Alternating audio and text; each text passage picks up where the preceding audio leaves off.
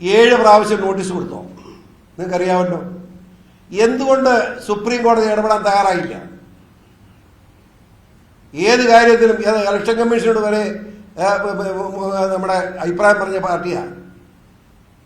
Bond ഉൾപ്പെടെ എല്ലാ കാര്യങ്ങളും സുപ്രീം കോടതി വിധി പറഞ്ഞല്ലോ. ഒരു മടി വിചാരിക്കാതെ മുഖത്തടിച്ച് വിധി പറയുന്ന സുപ്രീം കോടതി ജഡ്ജിമാരാണ്, ചീഫ് ജസ്റ്റിസ് ഉൾപ്പെടെ. മോദിയെ അടിച്ചില്ലേ? ഏതോ 2-3 ഇഷ്യൂയിൽ വന്ന് ഗവൺമെന്റിനെതിരായിട്ടില്ല വിധി വന്ന്. ഞങ്ങളാരും കുറ്റപ്പെടുത്തിയില്ല, കാരണം ആ നിയമം അനുസരിച്ചാണ്.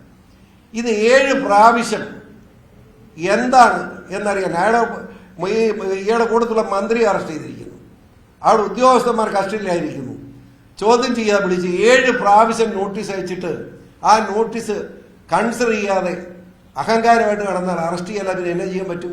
അറസ്റ്റ് ചെയ്യേണ്ടി വരും. ഒരു തെറ്റുമില്ല ഇതിനകത്ത്. അതിനെ തന്നെ രാഷ്ട്രീയം പൊട്ടിക്കാവോ? കാശ് പൊട്ടിക്കാവോ? എന്തിനാണ് മദ്യം തിരുത്തിയത്? നിങ്ങൾ വർത്താനം പറഞ്ഞല്ലോ. എന്തിന് മദ്യം തിരുത്തി? അയാൾ പറയട്ടെ. ഒരു നയം പ്രഖ്യാപിച്ചു, 1.5 വർഷം നയമായിട്ട് നടന്ന് കോടികൾ കൈപ്പറ്റി. അത് ഭയങ്കരമായ ശത്രുതയായി. ഇലക്ഷന് മാത്രമല്ല, കോടതിയുടെ ചോദ്യം ചെയ്യപ്പെട്ടു. ജനവികാരം ഉണ്ടായി നീണ്ടു കഴിഞ്ഞപ്പോൾ നിവൃത്തിയിൽ അത് വിഡ്രോ ചെയ്തു. വിഡ്രോ ചെയ്തൊരു കാരണം പറയട്ടെ. അയാൾ എന്തിനാ വിഡ്രോ ചെയ്തത്? അപ്പൊ തെറ്റാ ചെയ്തത്.